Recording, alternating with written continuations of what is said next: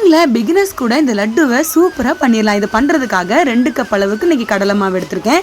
அந்த கடலை மாவை சூப்பராக ஜலிச்சு எடுத்துக்கலாம். 1 கப்பு கடலை மாவுக்கு 3/4 கப் அளவுக்கு தண்ணி கரெக்டாக இருக்கும். நான் 2 கப் எடுத்ததுனால 1.5 கப் ஊற்றியிருக்கேன். இந்த தண்ணி ஊற்றி கொஞ்சம் கொஞ்சமாக ஊற்றி நல்லா கலக்கி விட்டுட்டு கூடவே கொஞ்சம் ஃபுட் கலர் ஆட் பண்ணிவிட்டு ஒரு பிஞ்ச் உப்பு ஆட் பண்ணி இதை சூப்பராக மிக்ஸ் பண்ணி எடுத்துக்கலாம். இப்போ சூடான எண்ணெயில் பூந்தியை பொரிச்சு எடுத்துக்கலாம். ஒரு 35% 45% வெந்தால் போதும். அப்போ தான் கரெக்டாக இருக்கும். இது இருக்கட்டும். இப்போ ஒரு சைடில் 1 கப்பு கடலை மாவுக்கு 1/2 கப் அளவுக்கு சீனி தேவைப்படும். நான் இப்போ 1 கப் அளவு சீனியை 1/2 கப் அளவு தண்ணியில் நல்லா இந்த மாதிரி பாகு பதம் எடுத்துக்கிறேன்.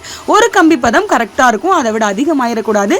அதை மட்டும் பார்த்துக்கோங்க. அதுக்கப்புறமா பூந்தி எல்லாத்தையுமே ஒரு பல்ஸ் கொடுத்து மிக்ஸி ஜாரில் போட்டு எடுத்துக்கலாம். இப்போ நம்ம எடுத்து வச்சுருந்தோம் இல்லையா, அந்த சீனி பாகை உள்ளே ஊற்றி நல்லா மிக்ஸ் பண்ணிவிட்டு கூடவே நெய்யில் வறுத்த கிஸ்மிஸ் பழம் முந்திரி பருப்பு 2 உள்ளே போட்டு மிக்ஸ் பண்ணி 10 நிமிஷம் வச்சுட்டு அதுக்கப்புறமா சூப்பராக லட்டு பிடிச்சிடலாம். அவ்வளோதான், டேஸ்டியான லட்டு ரெடி. கண்டிப்பாக நீங்களும் உங்கள் வீட்டில் ட்ரை பண்ணி பாருங்கள்.